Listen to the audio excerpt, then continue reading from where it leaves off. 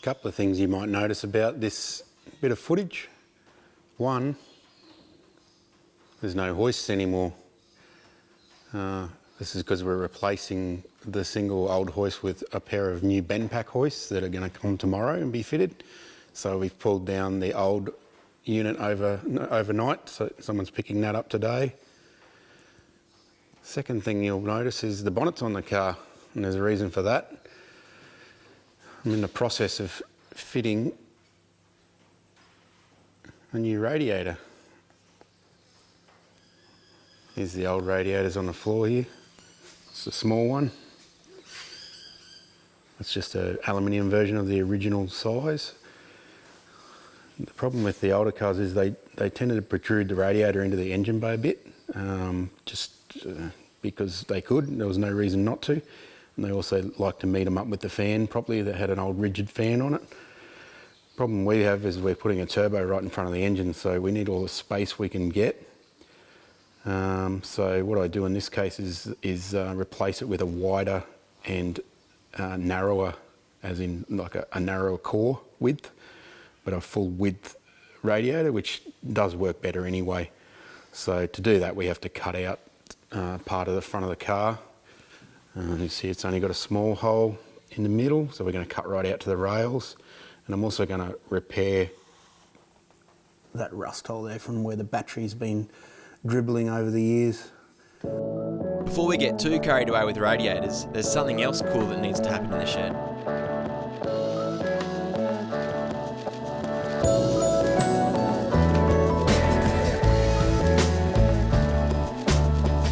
Dean and Chris from Levanta Workshop Solutions have come down to install a pair of BendPack XPR10 two-post hoists.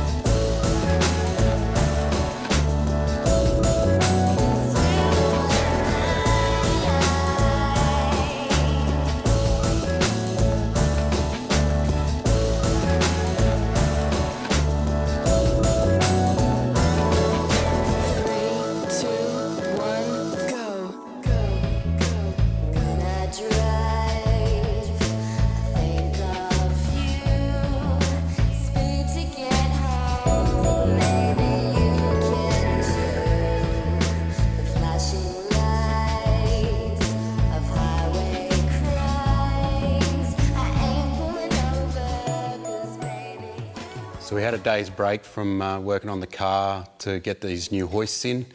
So now we've got it set up on the new hoist and we're facing outwards now because it's a different layout. But I've cut out the front of the car here to accommodate the radiator, so it's got heaps of airflow, big radiator, so you can thrash it at the track all day long and hopefully won't cook it. We also made a mount plate for the bottom of it so it sits on its rubber mounts as per factory.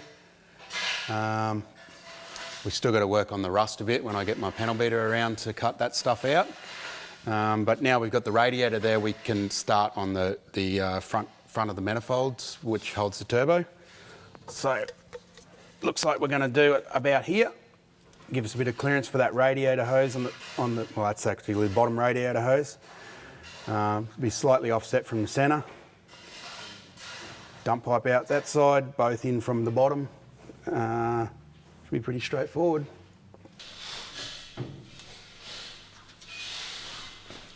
So tell me what you've got here, Al. I've got a B&M cable anchor bracket, because when you buy a B&M shifter or a Hurst shifter, you get like 1,000 of those things to suit every American car. So I just keep them because they make good temporary brackets to, in this case, hold the flange onto the engine, so we can then join the pipes to it. So just drill holes in it until it fits, and then I'm just going to bolt it on the front here.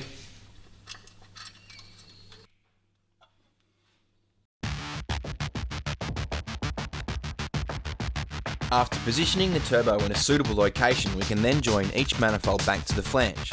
We used a 32 nominal bore thick wall pipe with the manifold runners to match the exhaust port size. These are then joined to a 40 nominal bore log which matches the size of the T4 twin entry turbo inlet.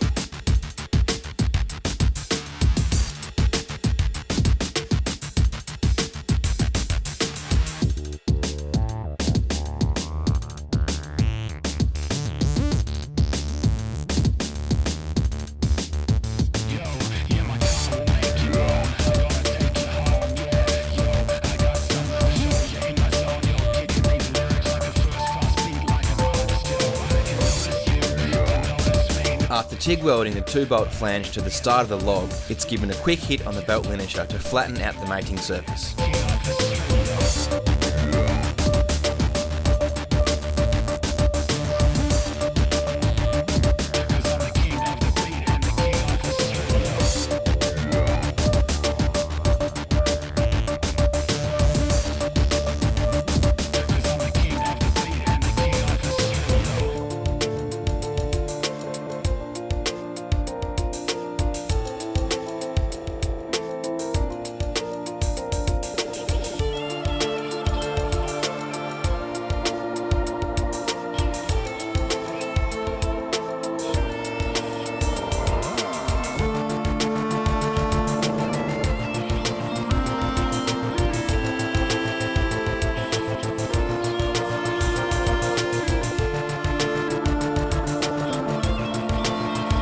The manifold finished apart from mounting the wastegate. Al toys with a few ideas in his head before making a Y merge and shaping it to fit the manifold.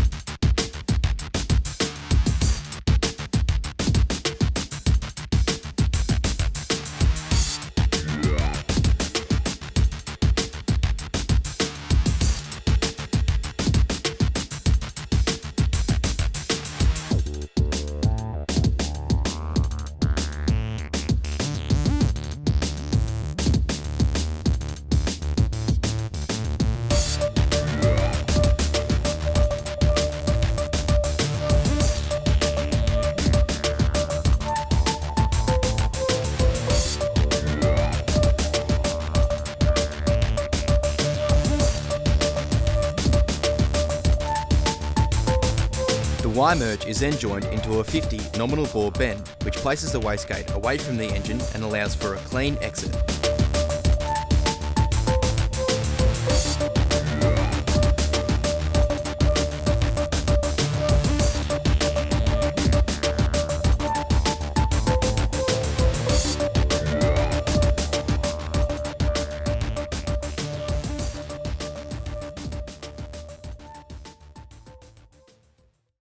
We got the manifolds made and the wastegate mounted. Well, that's all good. Turbo, everything fits beautifully. We're really happy with that. Just got to obviously make the dump pipe and the wastegate outlet pipe as well. In the meantime, we've just been putting the radiator in, put the intercooler in where it's going to go to try and figure out if it'll fit against the grill or not. It's really tight, but we should be able to just take a little bit out of the grill so it doesn't look too obvious, because it is a sort of a bit of an old classic, so you don't really want an intercooler hanging out the front like buck teeth. We've cut out the front here to accommodate the piping. We were going to put silicone joiners on there, but there's not enough room, so now it'll be like pipes, 90-degree pipes welded on the end of the intercooler, coming straight through out into the engine bay, which I prefer to do anyway because it makes it a lot easier to remove piping and stuff, you know, when you just got to do service and that sort of thing. You don't have to take the grill off to get at the silicone joiners. So now we're just going to mount the intercooler, clearance the grill, and put some pipe ends on the end of the intercooler.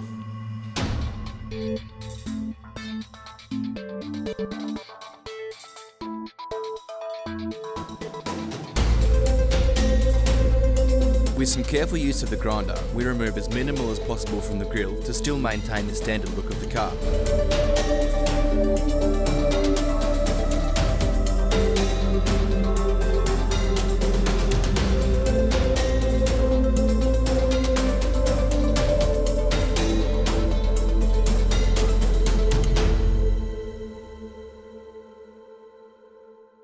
Here's something that's quite often a problem when you put a front mount intercooler on just about any car.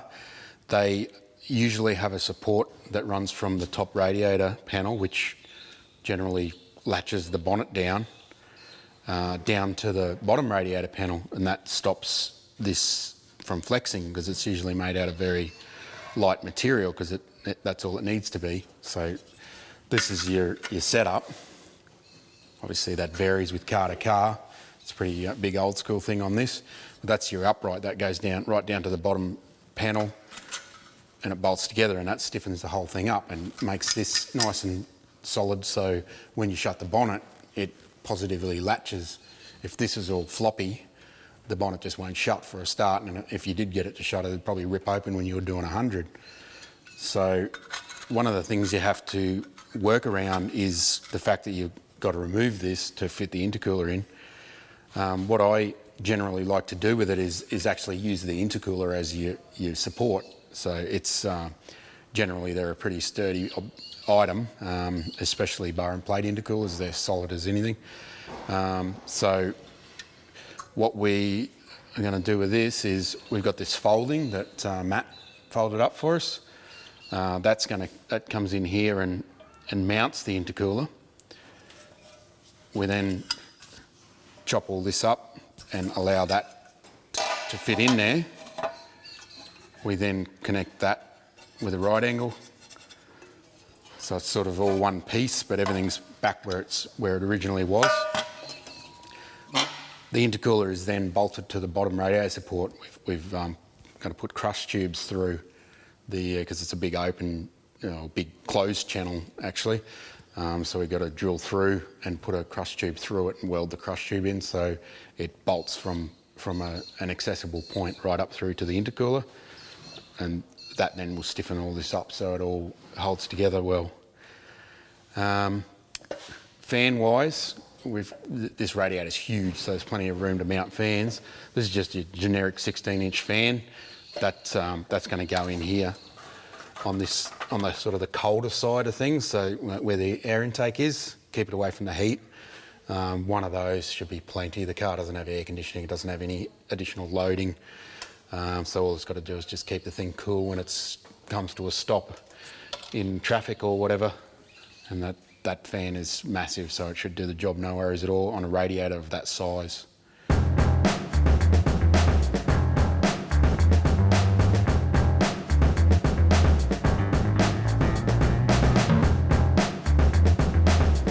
Clamping the intercooler support bracket in between some boxed steel and the welding bench provides a makeshift sheet metal bender.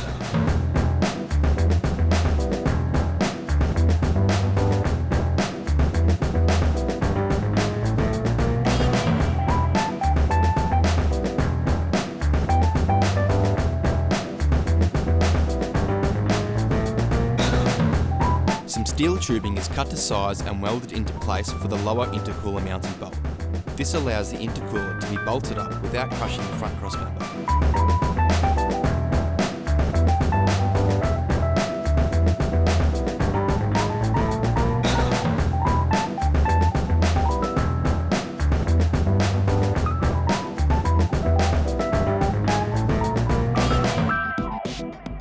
A couple of mandrel bends are cut to size and bead rolled before being welded to the intercooler end tanks.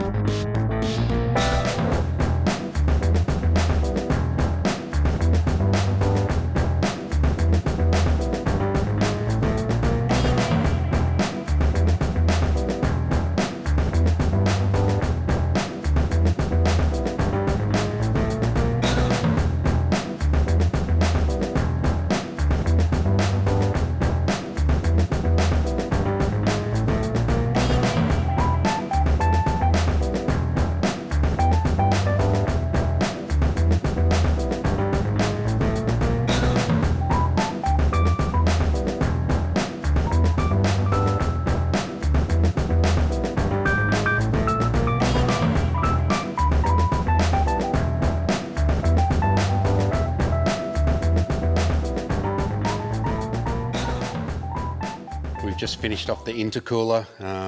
Got two 90-degree ends on, just welded onto the core, or to the original tanks. 2.5 on the hot side and 3 on the cold side. That corresponds with the compressor outlet and the throttle body size. This looks a bit odd, but it's actually going to come back out of the compressor back up to here. And then this will just go up to the throttle body, which is mounted there. So that's pretty simple piping, not a lot of it. Should do the job, no worries. This support plate here that we've made, it's going to get a bunch of holes drilled in it and a dimple die put through them, which will allow airflow through to the radiator and also will strengthen up the plate. Also, Matt is folding me up a bit of a channel to come from here down into the original pickup point, which is under there, which will tie this and the lower panel back together again to strengthen up this mount as we just talked about yesterday. And then I'm going to put it up in the air later on and fix the transmission mount because it's not real happy. We've straightened out the bent where someone's gone sideways into a gutter or something and just sort of caved in the side of the mount. That was quite an effort to get that straight. So I'm going to cut all that out and make a new set of channel frames to go back to the gearbox mount and not use those extenders because it's just a bit too floppy with those extenders on there. So again, Matthew to the rescue. He's folding me up a couple of C channels to go with it to weld in there. So we'll get a lot of cleaning off of dirty old metal there before we can weld it. So we'll have to get the wire brushes out for that. Other than that, it's all coming along really nicely. You can see the new rail extenders we have here. Matt folded them up with a similar profile to what the original setup was. So we've cut off the ends of the old rail where the gearbox mount was. You can see there, that's the old ends. It's got multi-position where they would have a 6 and 8 cylinder engine in it or different gearbox or whatever. Those are the extenders that we put on it. We were going to use those, but it was just a bit too flimsy, so we went with another folding, which should do the job nicely. So I've drilled some holes through it where I'm going to plug weld it right through into the rail as well as just stitch it along wherever it's touching. We made a little bit of clearance there for where there was originally a little notch in the folding to strengthen it. So I've just cut out around that and I'll also weld into that as well. Then we just have to make a spacer to go from the cross member up to the new part of the rail. So I've got both sides clamped up there, ready to start welding. Next time on the Skid Factory, the motor is out, the engine bay gets given some love, and the cylinder heads get disassembled to be checked and serviced.